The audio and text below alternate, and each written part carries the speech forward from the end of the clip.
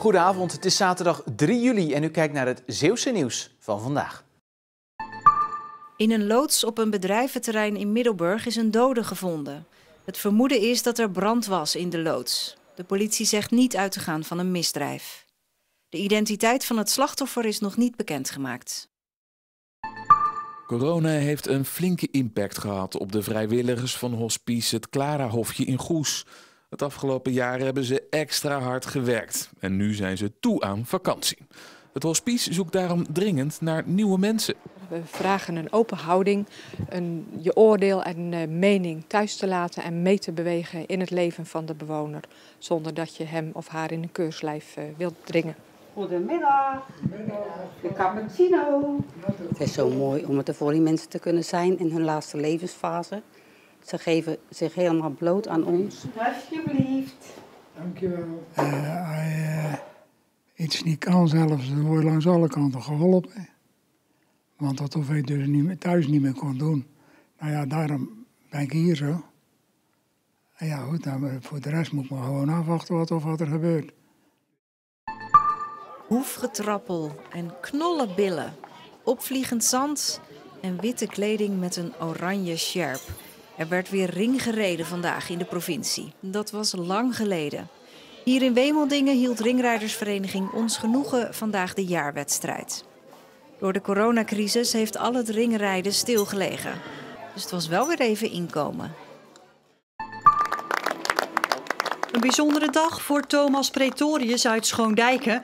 130 mensen, vrienden en familie hadden zich verzameld om hem te verrassen. Pretorius zit aan een rolstoel gebonden en kreeg na een doneeractie een speciale inrijkanta cadeau. Ja, ik wist even gewoon niks te zeggen even.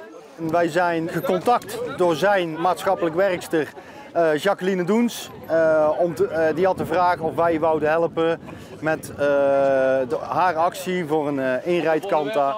Om dat mogelijk te maken zamelden de Bearded Bad Boys geld in. Het is een club mannen met baarden die zich inzet voor anderen. Bijzonder in dit geval is dat Pretorius zelf net lid geworden is. Ik kreeg in één keer een bericht van hoi Thomas, mooie baard heb je. Heb je zin om bij ons in de club te komen? Het was ook voor hetgene waar dat ik eigenlijk van hield, voor goeddadigheid. Dus dat was de beslissing vlug genomen om lid te worden van de club. Met het autootje heeft hij zijn vrijheid terug. Ik hoef niet meer aan iemand te vragen van breng me een keer naar daar of zo, of kom een keer ophalen.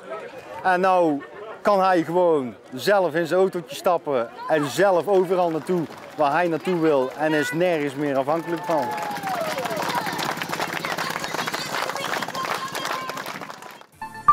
Ze boffen met het weer vanmiddag, de bezoekers van het Puur Natuur Festival in Wolvaartsdijk. Allemaal ontzettend blij dat ze weer eens naar een festival kunnen. Het is nog een beetje onwennig, maar het is wel bevrijdend of zo. Het is echt een heerlijk gevoel. Vreugde, blijheid, weet je, het kan weer, eindelijk. Dit hebben we toch gewoon gemist. Dit is echt dat gevoel van verbondenheid, samen zijn. Ja, eigenlijk waar Puur Natuur voor staat. En 1 keer raden wat het thema is. Ja, cowboys en indianen. Getest en wel, want dat is verplicht. En dat klinkt makkelijker dan het is. Elke dag kregen we mailtjes en Facebookberichten. Waar doe ik dit? Hoe moet dit? En op onze website staat alle info. We hebben op Facebook al info. Maar mensen vinden het toch nog wel lastig om het zeg maar, te vinden. Het is eigenlijk voor heel veel mensen is het gewoon onduidelijk.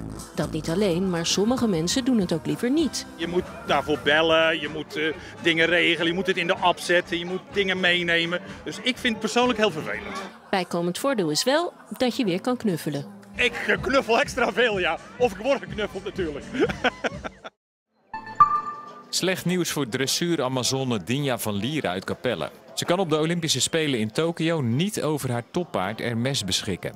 Dat komt door een administratieve fout bij de FEI, de overkoepelende organisatie van de paardensport. Van Lieren kan er zelf niets aan doen. Of ze nu überhaupt nog naar de Spelen gaat is niet bekend. Maandag wordt de Nederlandse selectie bekendgemaakt. Normaal staan hier in Vlissingen-Oost bij Kobelfred duizenden auto's te wachten om te worden verscheept naar andere landen. Maar deze maand worden hier 6 wielerwedstrijden voor amateurs gehouden. Door corona waren er lange tijd geen wedstrijden voor amateurs, maar Trimbelangen Midden-Zeeland vond daar een oplossing voor. We dachten van, het zou wel eens kunnen dat op een gegeven moment er versoepelingen komen, dat er wedstrijden mogen, maar dat er geen publiek bij mag. En dan is dit natuurlijk een geweldige optie, want het is helemaal omheind. Je kunt controle houden op wie je op het terrein toelaat en wie niet. En ja, op die manier zijn wij op een gegeven moment op het idee gekomen. En zo werd er een rondje uitgezet van 3,7 kilometer. Dat vandaag door 3 verschillende categorieën wielrenners werd verreden. Het is denk ik een pracht van een parcours. En zeker, wind staat hier altijd. En ja, ik ben benieuwd naar de reactie van de renners, maar ik ben wel positief gestemd. Ja, het is wel bijzonder, hè? Dat is niet iets wat je elke week doet of zo. Dus nee, ik vond het wel tof. Ik ben heel blij dat ik weer kan koersen, dus het maakt niet uit dat ik hier 80 rondjes moet rijden, hoor. Een smet op de middag was een valpartij van een van de deelnemers. Hij raakte ernstig gewond toen hij in aanraking kwam met een paal langs het parcours. De laatste wedstrijd van de dag ging daardoor later van start.